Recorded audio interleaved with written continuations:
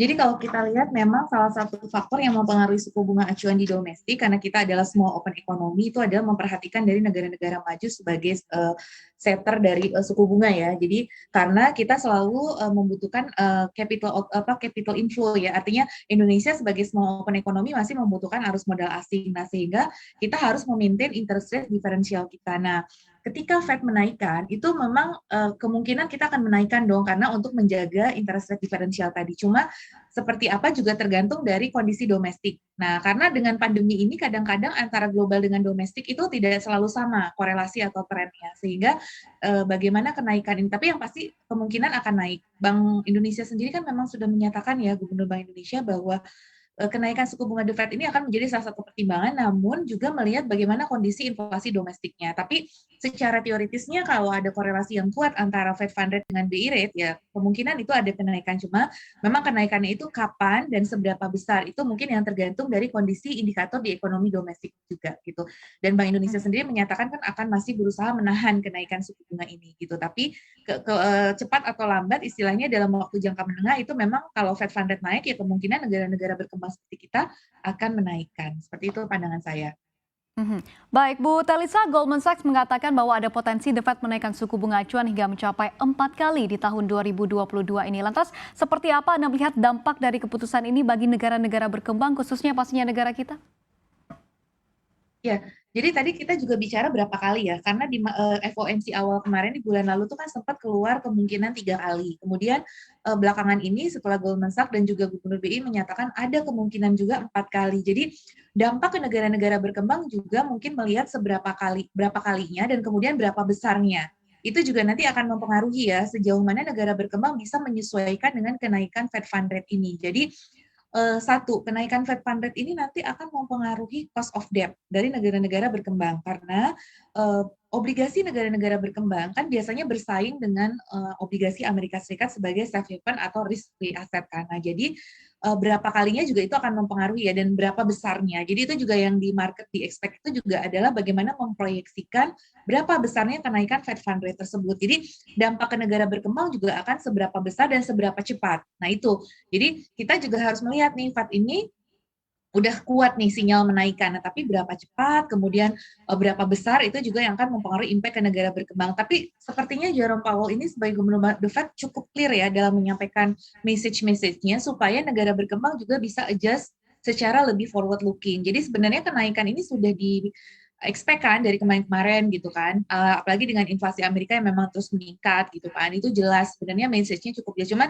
kita memang pasar kan kadang juga ada kagetnya juga ya, meskipun itu sebenarnya sudah diumumkan dari dahulu, cuma ini menjadi lebih pasti lagi gitu karena mungkin salah satu game changer yang perlu kita lihat kan Omikronnya ini ya, seberapa nanti Omikron ini mempengaruhi perekonomian dunia. Jadi itu juga yang harus kita lihat ya gitu. Jadi kalau saya sih melihat dampaknya ke negara berkembang akan tergantung dari seberapa cepat dari The Fed ini, terus seberapa besar, dan kemudian yang ketiga varian Omikronnya ya atau varian-varian lain dari COVID-19 itu juga yang akan mempengaruhi impact ke negara berkembang. Nah, nanti Omikron semakin tidak terkendali misalkan ataupun ada varian-varian baru, nah itu impact ke negara berkembang tentunya akan menjadi lebih besar gitu. Itu dan seperti Indonesia ya termasuk. Namun Indonesia sendiri kan menyampaikan kita sudah punya berbagai instrumen untuk counter itu. Seperti misalkan kita punya macroprudential policy yang kemudian itu juga akan kita gunakan ya untuk menemani dari kebijakan suku bunga, kemudian kebijakan-kebijakan dari sisi sistem pembayaran dan digitalisasi untuk memperkuat kedalaman dari sektor keuangannya, untuk memperkuat sektor keuangan. Jadi negara berkembang itu sebenarnya berapa besar dampaknya itu adalah bagaimana kekuatan dari sistem sektor keuangannya, financial system stability-nya. Nah, kalau itu sudah tercipta dengan kuat, insya Allah itu bisa menyerap shock yang ada dari kenaikan Fed Fund Rate. Karena sebenarnya kenaikan Fed Fund Rate ini kan tadi sekali lagi sudah di price in sebenarnya, kita sudah tahu akan ada kenaikan ini gitu ya. Cuma bagaimana mitigasi dari masing-masing negara berkembang itu juga yang perlu dilihat dan juga bagaimana pengendalian dari COVID-19-nya ini ternyata sangat mempengaruhi juga. Nanti kan kemana-mana ke rupiahnya, ke nilai tukar itu juga akan mempengaruhi. Nah itu jadi dan juga tadi kekuatan fundamental dari perekonomian kita secara strukturalnya yang menopang sehingga kita bisa menyerap guncangan dari kenaikan Fed Fund Rate ini. Seperti itu Baik, dampaknya Bu kira-kira. Telisa, dengan naiknya suku bunga ini kita ketahui ancaman tapering akan menjadi semakin lebih nyata begitu ya. Lantas seperti apa Anda melihat pasar kita dan juga seberapa siap pasar kita? Ya, jadi kalau kita lihat memang menjelang FOMC kan kemarin Dow Jones sendiri sempat merah ya selama seminggu, misalkan ya. Dan kemudian di Indonesia sendiri IHSG sempat lemas lah istilahnya gitu ya, dari teman-teman CNBC kan mengistilahkan saham nih sempat lemas beberapa hari gitu ya. Nah, itu memang impact-nya ke market pasti ada ya, ke pasar saham, kemudian juga ke pasar obligasi. Kita lihat memang yield sudah mulai mengalami kenaikan. Jadi BRI dan Reksa sendiri kami sudah membuat semacam estimasi bahwa kenaikan Fed Fund Rate misalkan 100 basis point itu bisa meningkatkan US Treasury-nya itu misalkan ke angka 2% ya, dan itu kemudian bisa yang 10 years ya, itu juga bisa menaikkan ke obligasi kita ya, yield obligasi kita juga otomatis akan mengalami kenaikan. Nah, jadi potensi ke marketnya tentu pengaruh ke saham, kemudian juga pengaruh ke yield obligasi kita yang memang sudah mulai naik ya. CDS kita juga sudah mulai mengalami peningkatan. Nah, namun sekali lagi itu biasa respon jangka pendek. Nah, di dalam jangka menengahnya karena ini sebenarnya sudah di price in ya,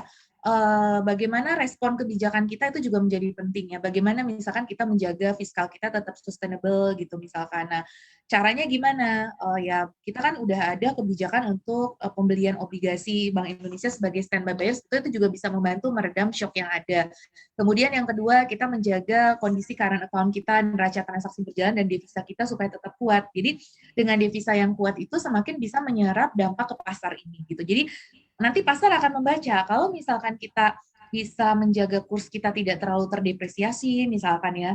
Kemudian juga sektorial kita tetap jalan sehingga market masih melihat potensi peluang bisnis itu terus berkembang meskipun ini, dan kemudian COVID bisa dikendalikan dengan bor misalkan, karena market tuh juga lihat bornya ya.